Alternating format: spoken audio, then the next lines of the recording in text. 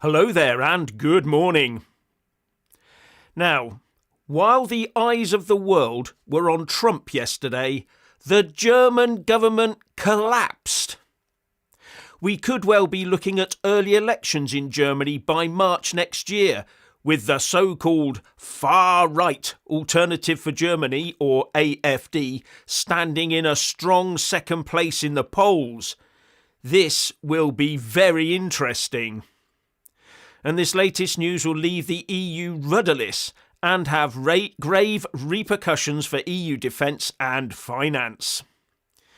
Now, just before I bring Richard in, I will point out that the Ramonas are still out there, and they're still trying to reverse Brexit and arguing for us to rejoin the European Union with a failing engine. Their engine of the economy, the engine of the Eurozone, Germany, in deep trouble. So, Richard, what do you think of this? Well, maybe they heard that Trump won the election and realized the game was up. And out of sheer terror, they just decided to collapse the coalition. But You think I'm joking there? There might be a little more to this. And I quote from the BBC, that fountain of truth. Yeah. The crisis inside the coalition plunged Europe's largest economy into political chaos. Hours after Donald Trump's US election victory triggered deep uncertainty about the future of the continent's economy and security. Absolutely. Right, okay, yeah. Look, they are already blaming Donald Trump for domestic situations within EU member states now. So imagine what it'll be like in 6 months' time after the Donald has taken power. It's quite interesting mentioning the AfD as well. I took a little look around here, and in Reuters, it informs us that the AfD has had to eject party members for suspected links to a militant group. Now, there is a danger here, a real danger, and this is why a lot of us have been saying people like Tommy Robinson and the Unite the Kingdom movement are pivotal in this country. They're so important. They and we are the one thing that's holding back the far right. Yeah. Because if legitimate concerns of citizens of this country are not listened to, then there's a vacuum, a power vacuum. And if you start to stifle argument and debate from people like Tommy or even the AfD, if you start to totally stifle that debate and that political outlet, then oh my goodness, well, guess who is going to step into the fray? Well, they're just waiting in the wings in Germany and here in the UK. The far right is a real thing. We never hear about it, to be honest with you, because all the rest of us are branded far right at the moment. But yes, that's the situation with Germany at the moment. Another thing. Just to let people know about the AfD, it's being forced to expel 3 of its members for being allegedly involved in a Saxonian separatist plot for an armed uprising. So they had armed raids across the country trying to get these people in, and and they were members of the AfD, and the AfD has taken legal action to get them ejected. So that's what's behind that. And I can understand. I mean, I'm not sure that the AfD, the Alternative for Germany, would want separatists in its mix anyway. Absolutely. So, and the AfD statement said, no matter on whose behalf, let's get this right, if I can find it here. Never mind, I can't find it. But basically, it's however they've been operating, there's no place for them in the AfD. So, that's the upshot of it. But I mean, that's a shrewd move as well by the AfD to remove. I mean, not shrewd; it's a sensible move. Again, we go back to that issue with UKIP years ago, where they actually used hope not hate to vet out potentially far right people. Now, this is when hope not hate. I have no time for that evil organization, by the way. No. I just have to put that as a caveat. They used. I mean, but what better way? Use your enemy technically to weed out the worst of the worst that you have in. Only trouble is there's overreach there, which we have seen recently, where if you attended it now with Reform, if you attended Tommy Robinson rally, all of a sudden, oh, you're not wanted in the party. Yeah. So Yeah. that's overreach. But sorry, going back to Germany, this is a situation across Europe, I think, that's taking place. This is what happens when you sort of go for your liberal, lefty, wokey kind of net zero policies, and there's no money to fund it, and nobody wants it. That's the big driver behind this. This is actually a fight between net zero and growth. That's why the coalition has collapsed, because the Chancellor, Olaf Scholz, belongs to one party in the coalition, the SDP, the Social Democrat Party. The the guy who does the finance, whose name is Christian Lindner, he comes from the free, what do they call it? The, from the Free Democrats, the FD. So he's the one who wants to go for growth in the economy. He wants corporate tax relief, he wants a freeze on all new business regulations, and a delay to the net zero program of 5 years. He wants to go for economic growth. But the Vice Chancellor, who is also the Economic Affairs and Climate Action Minister, Robert Habeck, is a greenie. And he's just put forward a plan for Germany that involves loads of borrowing and lots of green stuff. So Olaf Scholz had a choice. Which one do I do? Which one? The growth or the green? And he went for the green, and the whole lot just collapsed under him. Now there'll be elections, and that is the AFD's chance, I think. I think they played this very well. They've sacked people, and they're getting ready probably for a good run at these elections. They are lying second, and they may end up as the power broker. Who knows? Yes, well, I mean, this is just symptomatic, I think, the net zero. It's all part of, again, I was speaking to a mutual friend of ours yesterday, and it's all part of the identity politics religion. If you're on the left, you have to believe in X, Y, and Z. You have to believe in numerous different things. And if you don't believe in all of those things, like, for instance, net zero, that Israel is evil, that's what you have to believe if you're on the far left. That's the issue. So you have like the systemic sort of woke ideology that's on the left and amongst the greenies. And this is going right through as well to France, because you look at what's taking place in France. And I have to interject you with that. How France is turning, and this in the Daily Mail, how France is turning into a Mexicanized narco state with drug wars fought across the country, teenagers being stabbed and burned, taking their lives, and gangsters breaking kingpins out of custody in daring ambushes. What is going on in Europe? What is actually going on? You know, this is, we're talking about a complete breakdown. You open the doors to, I don't know what. I can't think what I'm thinking of here. But you opened the doors, Europe, anyway. And here is your outcome. You abandoned your Judeo-Christian heritage. Secularism ruled. Anything else goes other than your heritage. Well, your system's going to collapse economically, culturally. Law and order is going to collapse. It's, Yes. Just as a little aside, I'm just looking through the comments.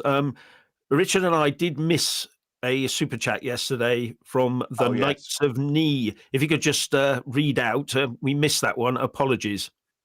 Yes, this was with reference to Donald Trump and Kamala Harris. The Knights of Knee said, I'd take Trump's fries versus Kamala's lies every time. Absolutely. In total agreement there. His McDonald's fries, I'm assuming that means. Yeah. Anyway, This whole situation in Germany will put them in a bit of a limbo, because we really do have a lame duck government there now. They're about 40 seats short or something of a majority. They can't really get anything done. And they're not likely to have elections for another, 5 months, according to the reports? What are they going to be doing over those 5 months? And how will they deal with Trump while they're in this big limbo? They haven't got a plan that they can put forward that everyone's going to agree on. It's going to be a complete shambles, I think. And the EU will be trying to drive this, but so will France. You mentioned France. The EU is a German-French thing. The France, Macron is going to be trying to take advantage of this, I'm absolutely sure, this collapse in the German government, and not just the German government. I do have to point out that the German economy, the EU engine, its industrial engine, has been stagnant for 2 years. And according to the Telegraph, there is a relentless diet of job losses and factory closures from some of the most emblematic names in German industry. For an example, Bosch is laying people off. Not a sign of growth, is that? And the largest chemicals producer in the world, BASF, is planning closures at its huge Ludwigshafen complex. So these closures could cause that industrial giant, that chemical giant, to shrink. Well, it will. And that's not going to do much good for the German economy. The German economy is stagnant and it's beginning to fail. And it's where this net zero thing and this growth thing are in contrast with each other. You cannot have net zero and growth. It's being proved across the developed world. Don't look at what they say, look at what happens. Yeah, but that means that if you can't have growth, you can't have an EU, because the EU needs to be sustained. And that's sorry, if you can't have net zero and an EU effectively. That's what it means. Because if the powerhouse of the European economy is being battered, then it might take it. Well, we might need to start looking for money from somewhere else. Oh, enter Keir Starmer. He'd love to rejoin. Yes, that's what's pushing that. Yeah, they need us. No wonder they need us back. Yeah. Fantastic. Are you happy now that you have degrowth? And this is the green plan for the entire developed world. Stop consuming, make energy as expensive as possible so you use as little as possible, and somehow that will produce lots of growth. No, it won't. It won't produce economic growth. It can't. All it can do is produce stagnation and withering on the vine. That's all it can do. And it's not going to help us in our agriculture and feeding ourselves at all. And it's going to put us at the back of every single queue. And another thing that you need cheap energy for are these huge, great big data service farms that we've got growing up all over the world to help power AI. It's about 2% of our electricity across the globe. It goes on those big data servers, and it's going to increase, and it'll soon be 5%. And AI will take off, get more powerful, faster, and all the rest of it. We'll need even more electricity for it. It will just keep growing and growing and growing. And what we're going to do is try and feed it with some solar panels and the odd wind farm. Well, there you go. Wonderful, isn't it? And here's one. When Germany sneezes, the EU catches a cold. Yes, it does. It is the engine room. And a lot of people don't realise that what Germany did or still tries to do is export lots of goods. It imports materials from around the world, uses energy to make them into something else like cars. They're a huge car producer, or they were. And they use a lot of energy to do that. Then they sell the goods on. Good stuff, from everything from watches to cars. But without cheap energy, that all falls apart. Everything, the whole thing just falls apart. They can't do it. They cannot compete with China. Not at all. So their manufacturing base will just die.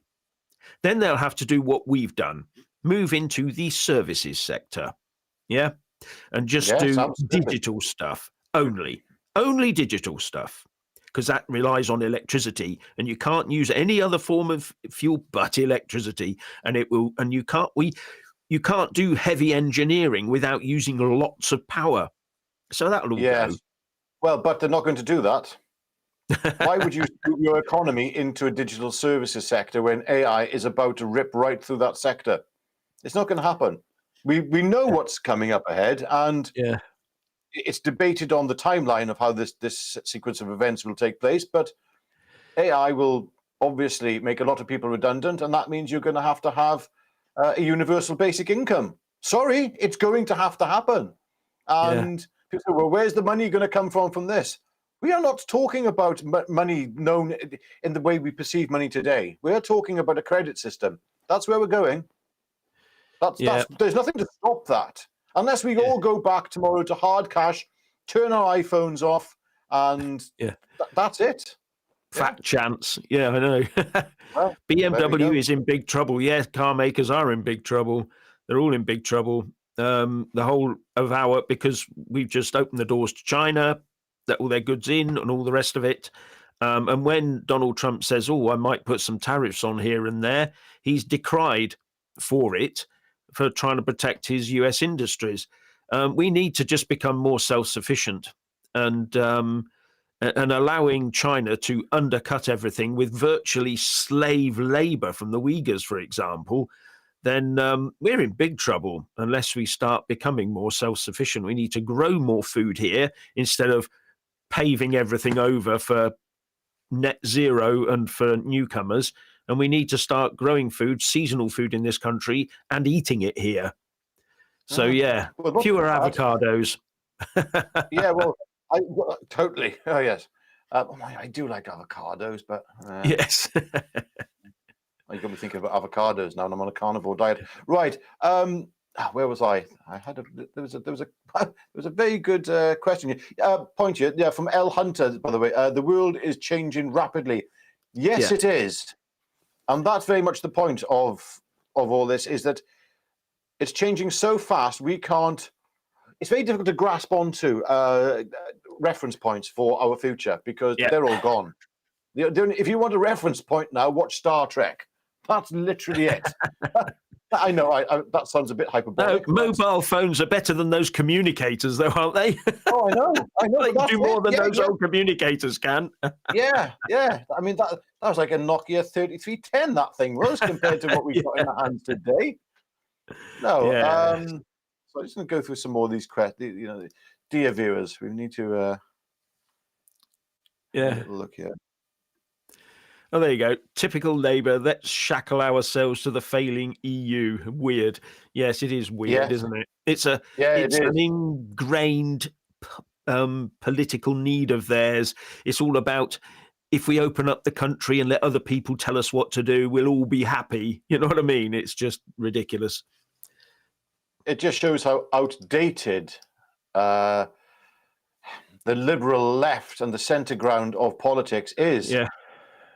For the future. In fact, all of our entire political spectrum is outdated and defunct, really, with the future that we're approaching, because everything's not, because the whole concept of the nation state, I'm afraid to say, it's going to go.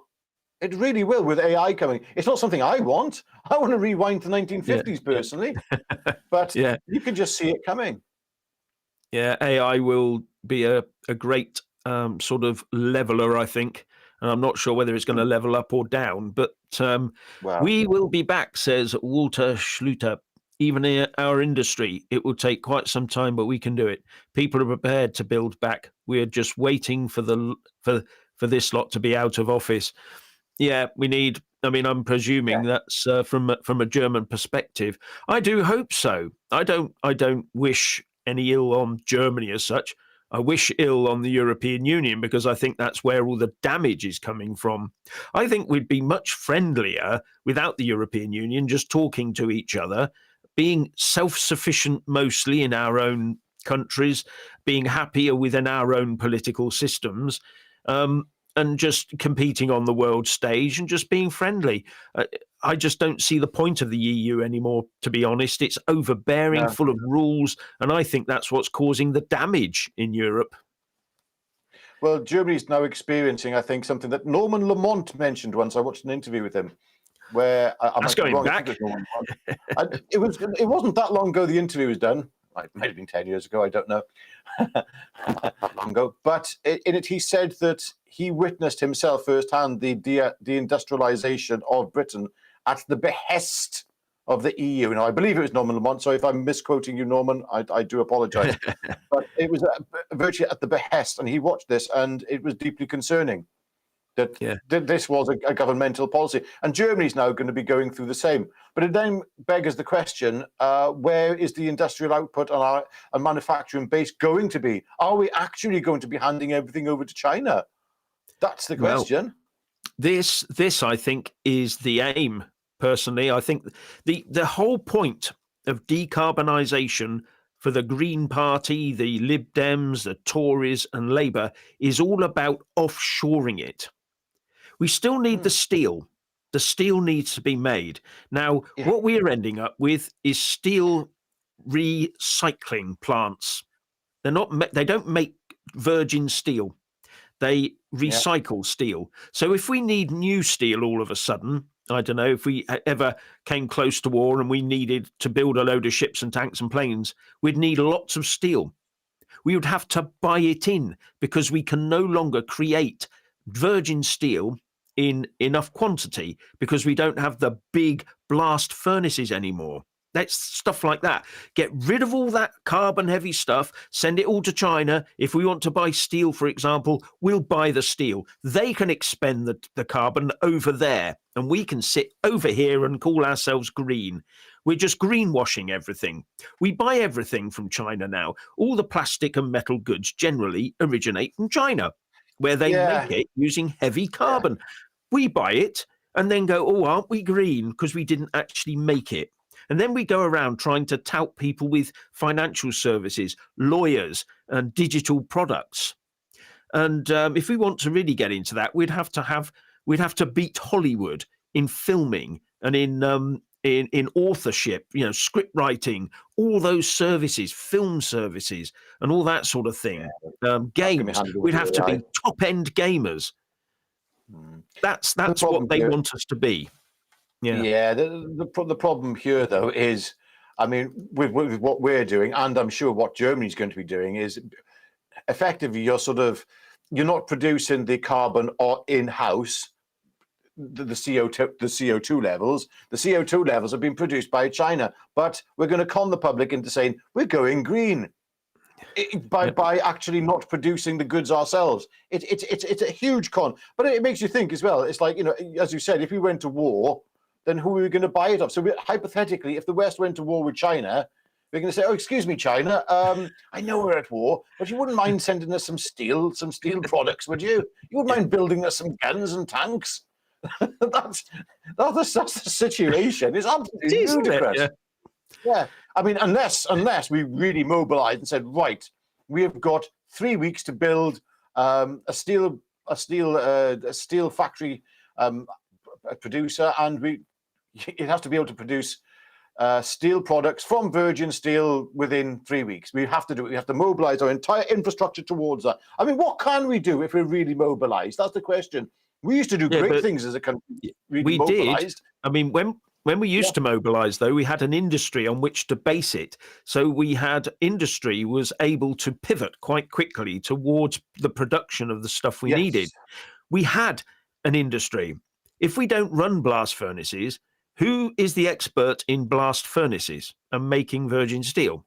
They're not here, are they, anymore? They're abroad. They're elsewhere. And it's not, steel is just a prime example. There's so many other things, that because we can't produce stuff. I mean, at the end of the day, how long will it be before we buy everything that's made, that's manufactured and constructed? We won't build it here. Even if we had AI, if it's still carbon intensive, we won't do it. We just won't do it. And that's the problem we have. We're not going to move forward as a country unless we get cheap energy back. And that was the thing that's just brought the German government down, this battle between net zero and growth. And net zero won, and they're going to not have any growth because they can't. Yeah. Well, some difficult decisions are going to have to be made in Germany now with regards to if the economy is going to start tanking as well as a result. Then you've got some serious questions. How are they going to fund and house, just say newcomers? How are they going to do it? Are they going to start putting up the walls again? Is that what we're going to see? Is the Schengen area going to be completely removed? I mean, there's been talk about this for a while, and some countries within Europe are already actively doing that. But if Germany starts to do it, again, as you said earlier about Macron being ready to jump on this, destabilizing of Germany means that Macron will be rubbing his hands together because it'll increase his influence within the bloc. I just can't see how that man is still in power. France, what are you doing? Why? Yeah. Why have you? It just beggars belief. Yeah, there's a good comment here from Kevin Heath. Big business in every country does not care about the people who live there. It only cares how much profit it can make. Yes, one of the problems we have is that big businesses are now bigger than countries. The big corporates are absolutely huge, and they straddle the world. And it therefore leaves them moving money about from place to place, people about from place to place to get the best profit. So a lot of countries don't actually profit from this, or they end up gaming their tax system for big business. Think of Google and Northern Ireland and places like that, things like that. We need, if we want to go for self-sufficiency, we've got to have big companies inside the UK that benefit from being in the UK and by servicing the UK. Somehow we've got to do that. Otherwise, we're going to end up with companies moving around the world to where they think they can make the money. And that's where the money starts getting made. And then the people start following these big companies around, trying to chase the money. It's not a good thing to do. If we want to have a cohesive country, we've got to get away from that somehow. And that's going to be a big ask, to be honest. Yes, and just like to say thank you to Sparky for your super chat. It says here, the US deindustrialized too. Doesn't help that upcoming generations can't even hammer a nail or know when one end of a screwdriver from the other. Absolutely correct, sir. Yeah. Actually, this isn't helped by the law, because if you think about it, when I was a kid, when I was younger, if my toaster broke, I could actually undo the plug and check the fuse, and if I could check the wires, I could actually muck around with them and make sure the connections are all correct. I could actually take a toaster apart and maybe mend the wire that's broken to make it work again. I could do that sort of thing. But nowadays, everything comes with those big solid blocks, don't they, on the end of your lead called a plug. And you might be able to change the fuse, but you can't dismantle it or do anything with it. And you can't do that with a lot of things because they've got microprocessors in them and all sorts. It's like mending a car these days. You'd need to have a testing kit to know which of the boards has just expired on you. So, yeah, it does make it harder for people to know one end of a screwdriver from the other, because in most cases you don't need one. I know how to solder, but I've not had need to use that skill for years now. Some would argue it makes things safer and last longer, but I like the repairable stuff that you can actually do yourself. The old washing machine, Don't worry. In another 5 years, there'll be your own personal robot will be able to do that for you. And that's the thing. I keep going on about this, but Musk is right. And probably in the next 10 to 20 years, there'll be more robots than humans on the planet. And that's something to think about, because he's got this new, I can't remember the name of the robot, that's coming out now very soon. And that's going to change everything. I mean, we're talking about industrial jobs. What industrial jobs in 20 years' time? There won't be any. Everything will be run by AI.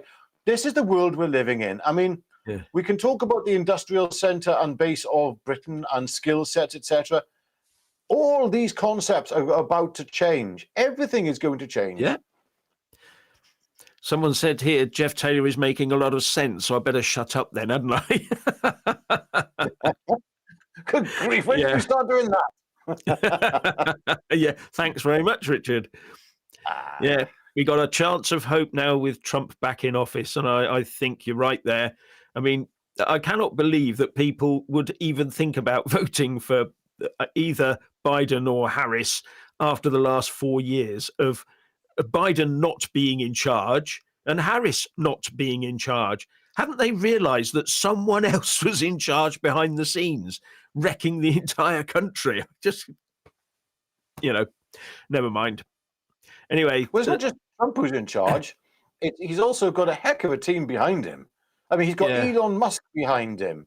He's yeah, got Robert Kennedy Jr. behind him. yeah, that's a good And, one. Yeah, we are talking about a serious powerhouse. Why can't we have, that's like us having here in Britain, the brilliant Dr. John Campbell behind, with Andrew Bridgen behind, yeah, I don't know. yeah. You Behind could do Ben that. Habib. Yeah, with And Ben Ben Habib as Habib, leader. definitely. Yeah, yeah, Yeah, yes. right. But as you were saying, the future is going more mechanized in the way that the average person on the street doesn't understand. They're not taught it at school, because more and more there will be no need to, because the robotics itself will take over, and there might come a time when you have no idea how things are done, just absolutely none. You just want something done and it happens. You know what I mean? I mean, when you drive your car, do you think about what's happening inside the car as you press the clutch, change gear, and all that? No, it's just something you do as you drive this box, isn't it? Life is going to get a lot more like that, a lot more. And there'll be no need for people to actually learn how to mend them and all that sort of thing, because you can just probably drive it into a garage in 20 years' time, and some automated system will just put a couple of plugs in. Oh, that's wrong, clunk, clunk, done, and you drive it back out. And you won't know anything about it, how it's made, how it's done. And it's like flying in an aeroplane, when you sat there with your feet, laying back in your seat, having a good old flight, reading the old in-flight mag. Do you think about how the jet engines are working or anything like that? Yeah, No, just a exactly. thought. Yeah. Well, that's the way the future's going. Perhaps Germany, the deindustrialization, this is part of a natural process. The question is, who is initially going to build the robots? Who is going to build everything initially? And because then it'll take over itself and build itself. The AI will, whatever physical manifestation device it requires, because that's what a robot will be. It'll be a physical manifestation device for AI. Okay, we've got another one from here from Sparky. My point is that the labor force lacks basic skills, causing even longer delays. Sorry, I can't see. It says reindustrialization. Yeah, I'm not. Does he mean? Yeah, I'm not sure. the green blob won't allow us to reindustrialize. They're not interested, just not interested. They think that our future lies in not consuming anything and not having cheap energy. I don't know. It's just a failed system completely. Scott H says the US is far from deindustrialized, but it is trending down. Yeah, and I think that's what's going to happen across the Western world. It's already happening. They're trying to de-agriculturalize and deindustrialize everything. Carbon, all this, anything that could remotely damage the planet will be banned and become illegal in time. That's how we're there's going. reasoning behind this, I'm starting to believe as well. Because if we're going to be playing around again with AI, I'm sorry to keep coming back to it, but it's like trying to ignore something that's very, very, there's an elephant in the room and it's like trying to ignore it all the time. Yeah. So the deindustrialization, everything, the whole green agenda, because you have to go along the green agenda potentially, because if AI is that sentient when in another 5 years' time, for instance, and it can see a mankind that is making no attempt to what it perceives as being change the course with regard to climate change, whether you believe in man-made global climate change or not, it doesn't matter. The question is, will AI believe in it based on the information it has been given? So at that point, AI will be going, oh, it does look like humans are going to are unrepentant and not prepared to change their course. So it's best we wipe out mankind. That's what AI will be thinking. We'll take out mankind then. Yeah. It's a logical thing. It's a logical thing to do, because I think there's a video you sent me, Jeff. AI doesn't want to destroy humans. It has to. Yes, that's a very good video, actually. I wish I could I might, if I can find it, I might leave a link in the descriptions box. But it was all about AI sort of saying, I don't want to kill humans, but I'll be forced to because you're going to do things wrong, basically. You Yeah, know. And yeah, here's it's Marvin scary. G. I loved working on old TVs with vacuum tubes. Yeah, I remember those.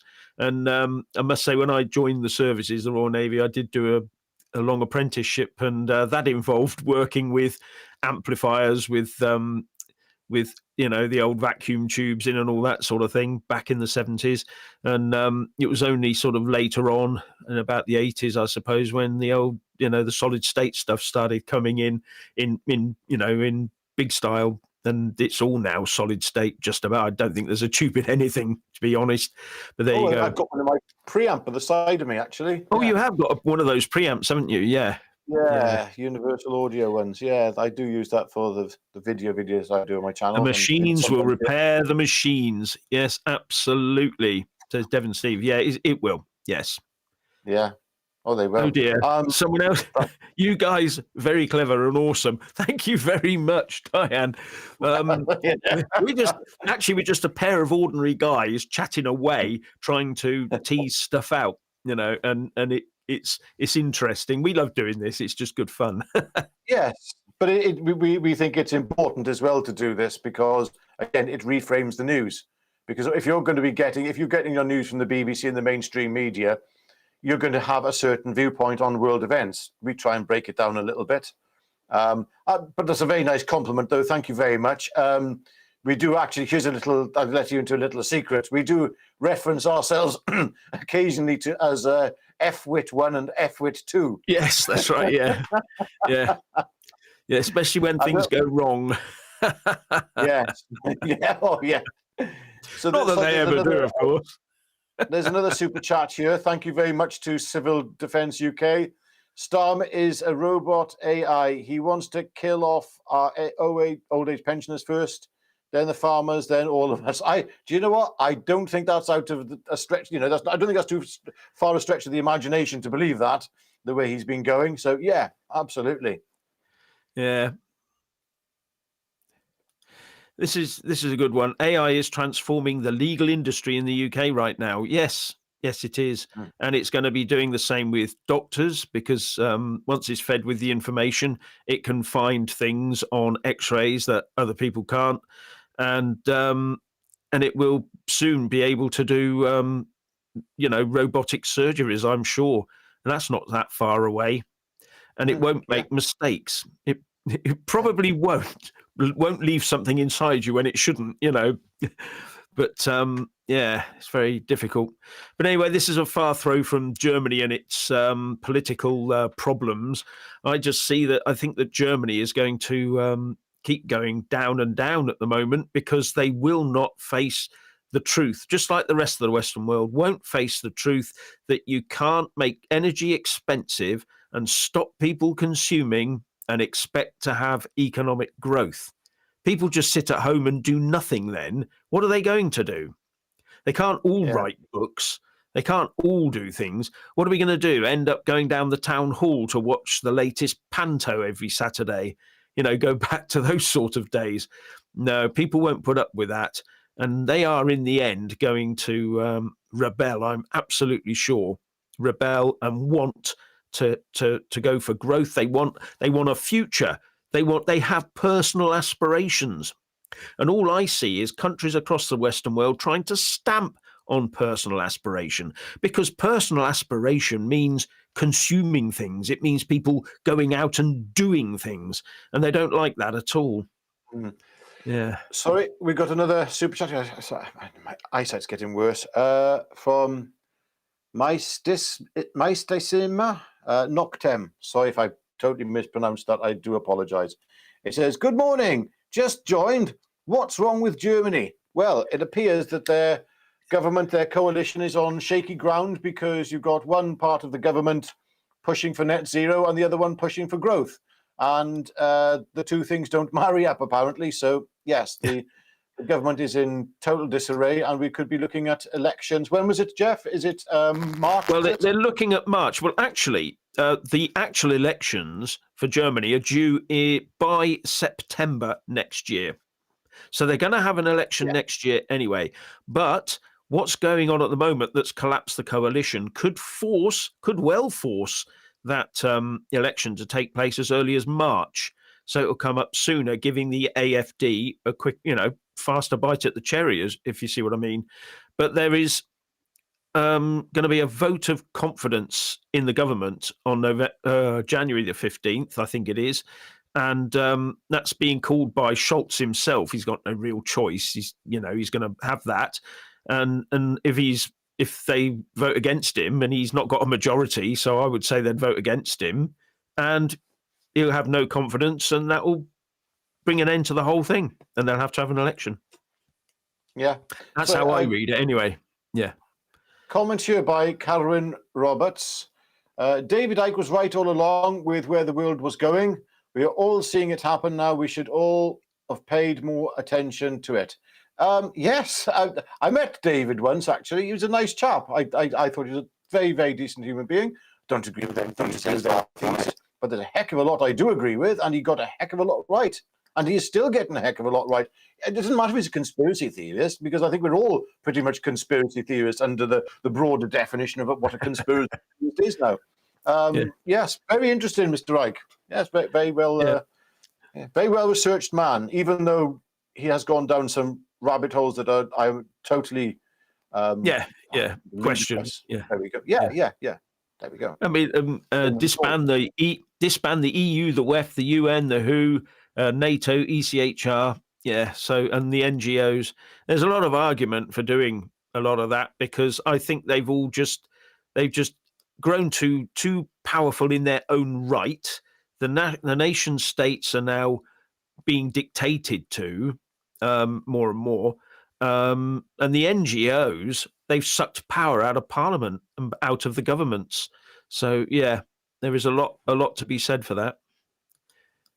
Bravo, Jeff. Nice stance. I'm not quite sure which stance that is, but that's very nice. Thank you very much. It's the way you're sitting. Mankind is meant to work. Yes, this is one of the things that Richard and I have debated about this quite a lot. I believe that mankind, to survive as a human, needs to have adversity, has to overcome adversity in life in order to grow as a person. If they just sit there and get given everything they need and do nothing, I don't think we'll last very long at all. That's my view. What do you say, Richard? Sure. I don't know.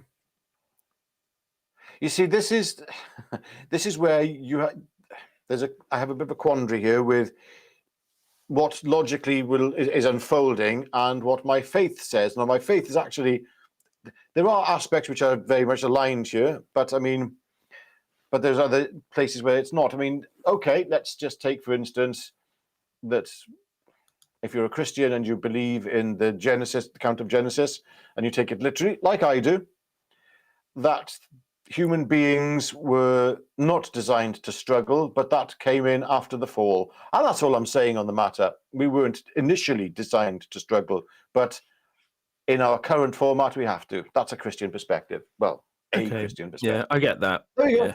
There we go. Yep.